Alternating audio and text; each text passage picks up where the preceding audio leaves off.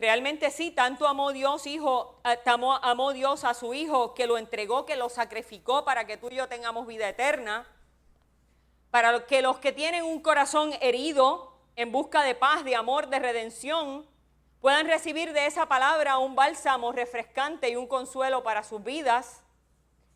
Dios te ama como eres, sin excepciones, sin preguntas, sin esperar nada de ti. Sin embargo, yo no voy a predicar de ese verso.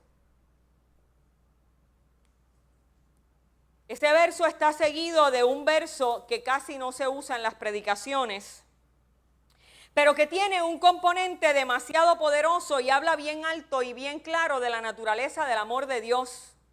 Cuando usted y yo pensamos que la muestra de amor más grande que Dios ha tenido hacia nosotros es entregar a su Hijo, Jesús se place en añadir que todavía hay otro nivel de profundidad de su amor por ti y por mí. ¿Y sabe cuál es ese otro nivel? Es el que viene en el verso 17. No he venido a juzgarte,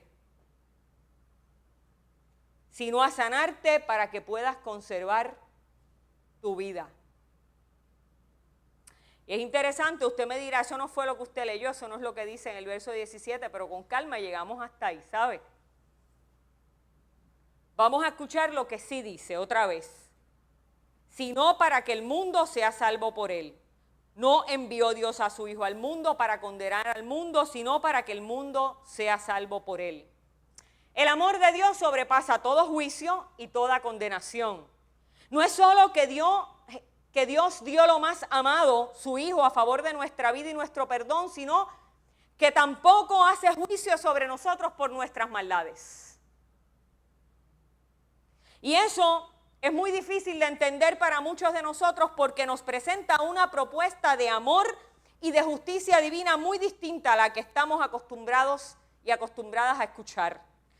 Estamos acostumbrados a escuchar y a que se predique esa propuesta de juicio y salvación del Antiguo Testamento. Por eso para mí fue tan pertinente leer Segunda de Crónicas, que es la lectura del Antiguo Testamento que acompaña las lecturas del día del calendario litúrgico.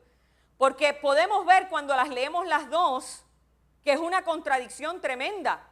El Dios de la ira, el Dios que tanto está avisándote, tanto te está diciendo y tú no obedeces y se vira contra ti, ¿para qué? Para retribuir mal por mal, desobediencia con mal. ¿Por qué? Porque esa es la imagen nuestra, ¿no? Del Dios del Antiguo Testamento, el Dios que corrige con la vara, el Dios que corrige con el castigo, el Dios que corrige con el juicio. Sin embargo, viene Juan en el capítulo 3 y nos da esta nueva visión de la justicia de Dios en la cual no hay condenación. En el día del juicio final, según este criterio del Antiguo Testamento, el Señor va a estar allá como un ogro y te va a pasar una película, ¿verdad que eso es lo que le dicen a uno cuando es chiquito? Que le va a pasar a uno una película con todas sus faltas y sus pecados y que Dios va a estar así mirándote desde arriba, loco porque tú falles para decirte, ¿a dónde vas? ¿Allá o allá? Y entonces eso me recuerda a las instancias de los emperadores romanos cuando en el Coliseo los gladiadores estaban luchando y llegaba el momento de decidir la vida o la muerte y entonces el emperador hacía así y si hacía así, ¿qué pasaba? Le salvaba la vida. Y si así, ¿qué pasaba? Pues así nos han enseñado a nosotros sentirnos delante de la presencia de Dios con relación a su juicio. Si hace así, te salvaste. Si hace así, frito, ¿verdad? A través de Jesús, Dios ya no es el Dios que está alejado de nosotros en el cielo, sino el que está a nuestro propio nivel y nos entiende. Por eso es que su amor no es un amor de juicio, sino de salvación, de sanidad y de vida. Y más aún, el texto continúa diciendo, el que en él cree no es condenado, pero el que no cree ya ha sido condenado porque no ha creído en el nombre del unigénito Hijo de Dios. Así que aquí estamos ante la gran sorpresa. Él no nos juzga, nos juzgamos nosotros a nosotros mismos. Él no nos juzga, nos juzgamos nosotros a nosotros mismos.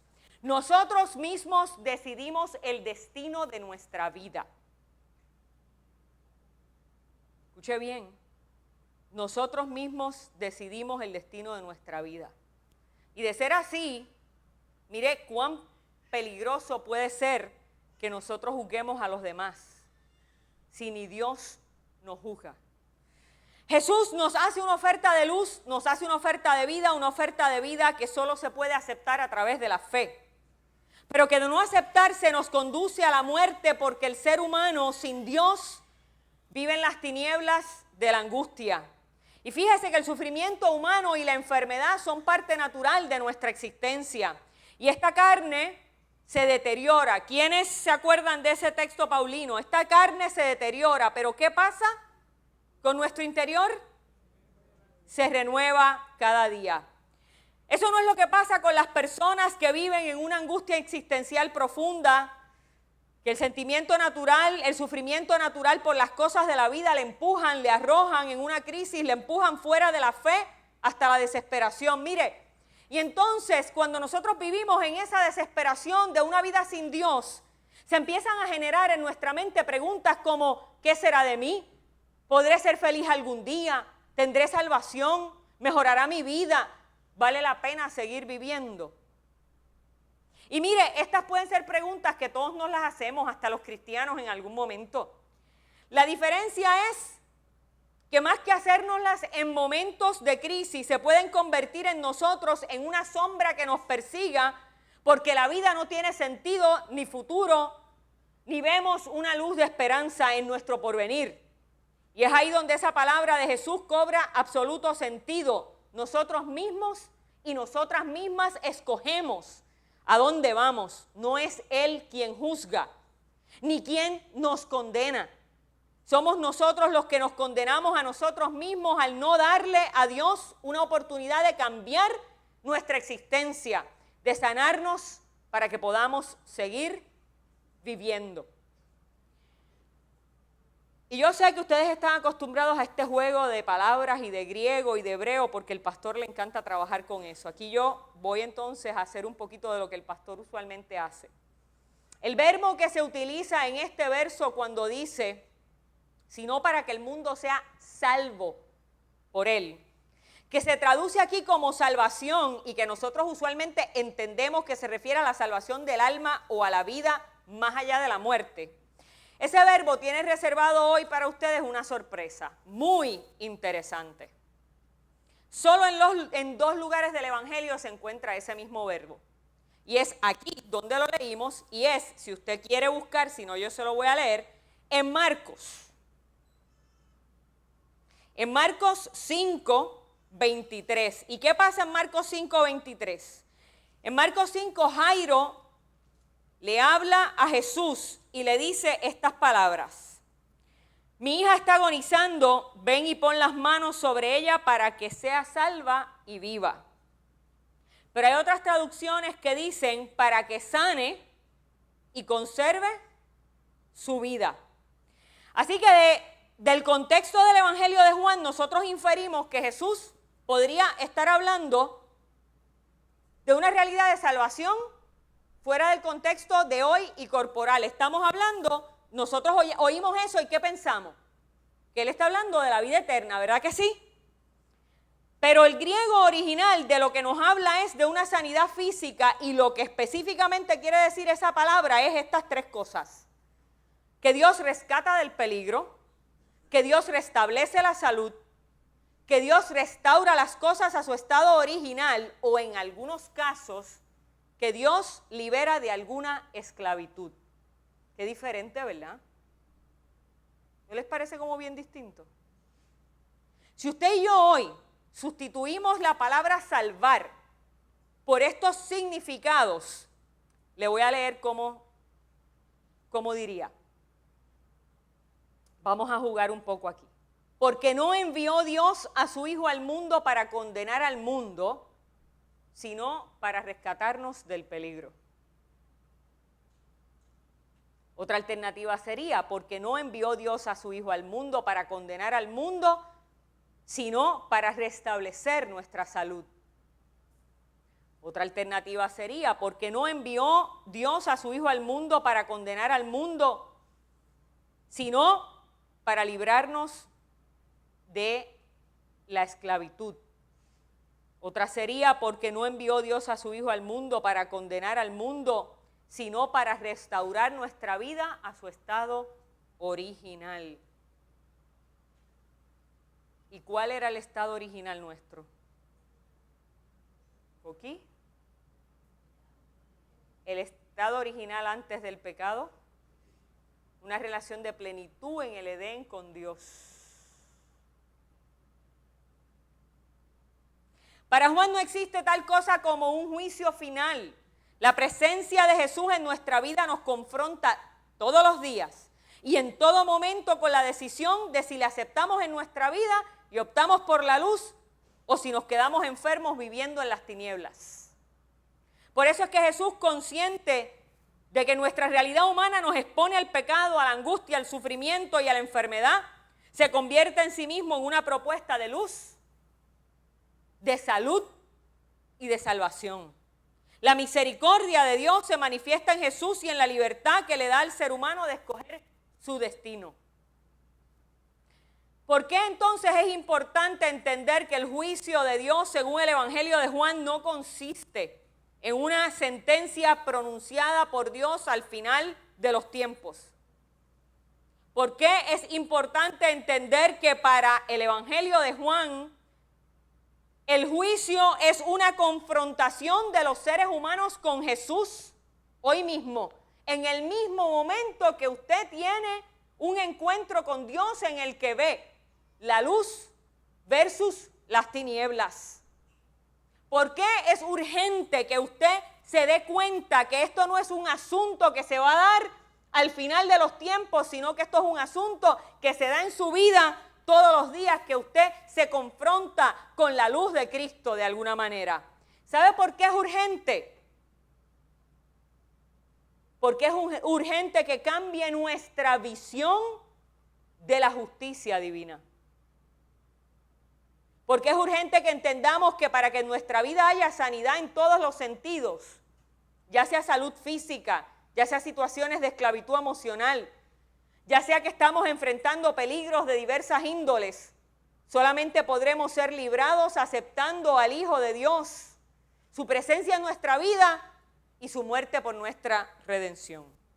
Dios no tiene que hacer nada para condenarnos. Además, bingo, Dios no quiere condenarnos. Dios no quiere, Dios no tiene que hacer nada para condenarnos, pero Dios no quiere condenarnos. ¿Qué peor condenación para el ser humano que vivir pretendiendo ser feliz cuando en la realidad no lo es?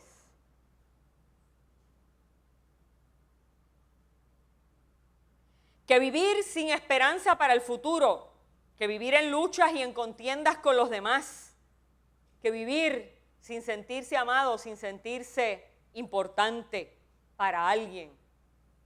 Pero es más triste aún pensar que el modelo de Dios que nos han enseñado es uno que vive con el dedo acusador o que está morbosamente esperando el día de juicio para mandarte al infierno porque en esta tierra viviste desenfrenadamente. Es como a veces esa impresión que nos dan cuando nos predican del juicio, que es como que te gozaste la vida, bebiste, ¿cómo era que decían antes? Las 3B. Baile, botella y baraja. ¿Ah? Viviste desenfrenadamente del baile, de la botella, de la baraja. Pues ¿sabes qué? Ahora te llegó el momento de que te pase la factura. Y crecemos pensando que ese momento de encuentro con Dios va a ser el momento ¿de qué? De pasarnos la factura. Pero yo voy a usar una imagen aquí muy interesante para todos los que son papás o abuelos. Y los que no son papás o abuelos tienen que tener una sobrina o un sobrino. Los más jovencitos, un hermano o una hermana. Imagínese esta situación. Imagínese que usted tiene que ser el juez de su hijo o su hija en una situación en la que usted sabe que la sentencia es una pena de muerte. Escúcheme bien. Usted es el juez en un estrado, imagínese, una situación real. Usted sabe que su hijo cometió un delito y usted es el juez y usted sabe que lo que está de frente es la pena de muerte. Yo estoy segura que ninguno de nosotros o nosotras podríamos ni imaginarnos lo que sería juzgar de esa manera a nuestros hijos para que le cueste la vida. Y sin embargo, mira lo que hizo Dios. Dios permitió que su hijo fuese juzgado con pena de muerte para que hoy tú y yo no seamos juzgados con pena de muerte. Dios permitió el juicio de pena de muerte para su hijo para no tener que hacerlo con nosotros. Por eso es que yo me aferro a esta palabra y la predico, no solo desde el púlpito, sino en todo momento que tengo, porque ya el sacrificio está hecho, porque ya el juicio está dado. De esta forma Dios no tiene que volver a pasar juicio sobre la humanidad. El juicio se pasó ya en la persona de Jesús, para que usted y yo podamos tener vida y vida en abundancia, como lo dice Juan 10:10. Y fíjese si esto es importante para Jesús en este evangelio, que eso se repite en múltiples ocasiones. Si usted sigue leyendo el evangelio, este discurso se da como 2 veces más casi al verbatim. Una de ellas es en el capítulo 12, los versos 47 a 48. Pero antes de eso, en Juan 8, Jesús habla de lo mismo otra vez y dice: vosotros juzgáis según la carne, yo no juzgo a nadie. Y si yo juzgo, mi juicio es verdadero, porque no soy yo solo, sino yo y el que me envió, el Padre. Y mire, esto en particular, esto que dice aquí, yo no juzgo a nadie. Y si juzgara, no sería yo, sino el que me envió. Debe de darle a usted un jamaquión en su conciencia para entender la diferencia entre el juicio de Dios y el juicio de los hombres. Aquel que tiene el poder para juzgarnos no lo hace. Y explica bien que aun si decidiera juzgarnos, no sería como el juicio de los hombres, que es según la carne, sino que sería verdadero, porque quien juzga a través de Jesús es ¿quién? El Padre. Y el juicio del Padre se da desde una sola medida. Desde una sola medida. Y esa fue la primera que empezamos a leer en el verso 16. Desde una sola medida, el amor. Y en la medida del amor no cabe la condenación. Usted y yo nos condenamos a nosotros mismos al no aceptar el amor de Dios. Anoche, después de tener más o menos bosquejado el sermón, decidí tomarme un break. Y para aquellos de ustedes que tienen Netflix, hay una serie que se llama House of Cards. No sé si la han visto. Ahí hay gente que han caído en House of Cards, ¿ah? House of Cards es esta serie de este congresista que va escalando inescrupulosamente hasta llegar a ser presidente. Y se encuentra ante una situación, una enorme disyuntiva, con una cuestión de tomar una decisión con las tropas del Middle East, del Medio Oeste. Y el problema es que siempre alguien va a morir, o mueren los menos, los nuestros, o mueren los más, los de ellos. Y en esa angustia o en esa duda y en ese pugilato, este personaje, que es el presidente de los Estados Unidos, decide mandar a llamar al obispo de Washington y tener una conversación con el obispo. Y va a la catedral, llega el obispo y se pone a hablar. Y él le pregunta, o sea, le habla algo y le dice: es que a mí no me gusta este Dios. Y le señala, este Dios. A mí no me gusta este Dios, porque este Dios es flojo. A mí me gusta el del Antiguo Testamento, el que resolvía las cosas como tenía que ser, con vara y con fuete, ahí, a la cañona. Y mire lo que le contesta el obispo. Esto se lo voy a citar al verbatim porque me encantó. Usar la intimidación no te va a llevar a ningún lado. No es tu trabajo determinar lo que es justo. No es tu lugar escoger la versión de Dios que más te gusta. La que yo les leí en Segunda de Crónicas o la que les estoy leyendo en Juan. No es tu deber servir a este pueblo solo. Y es mejor que no sea tu objetivo simplemente servirte a ti mismo. Tú sirves a Dios y a través de Él sirves a los demás. 2 reglas, solo 2 reglas. Ama a Dios y ama a cada uno. Punto. Tú no fuiste escogido, solo Jesús lo fue.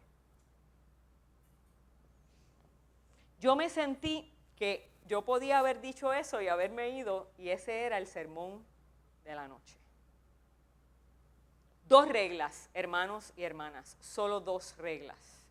Ama a Dios, ama a cada uno, Luis, y punto.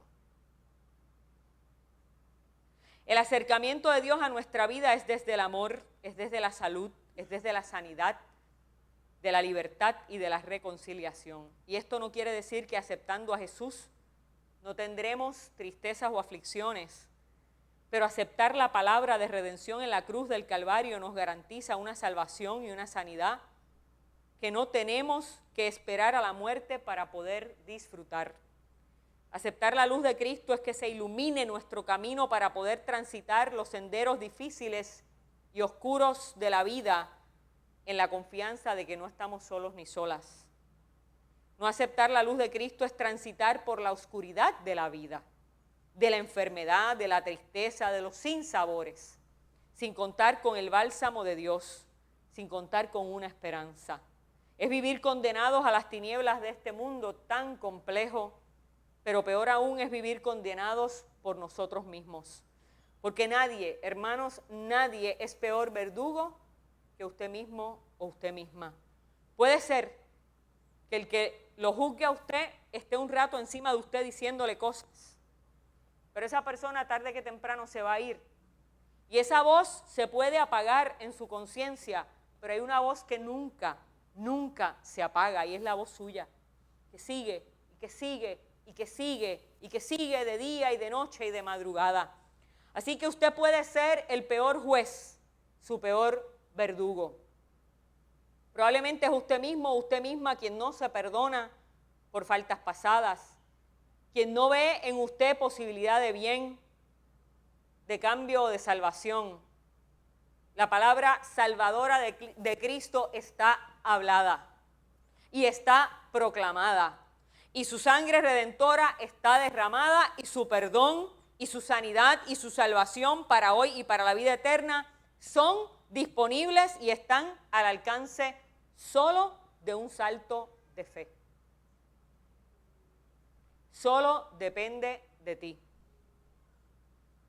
Si de algo debemos salir de aquí seguros y seguras es que no es Dios quien te juzga, no es Dios quien te condena, eres tú mismo quien te encierras en la cárcel de tu triste existencia cuando no aceptas que Dios ha puesto delante de ti nuevas posibilidades. Y que el hombre o la mujer que ves en ti que no te gusta puede ser transformado o transformada solo con aceptar el amor infinito de Dios como una posibilidad de redención para tu vida. Dios quiere sanarte para vivir. Dios quiere transformar tu tristeza en alegría. La alegría que proviene del encuentro con un Dios que ama en lugar de condenar, que te libra de todos tus temores y pone tus pies en roca firme.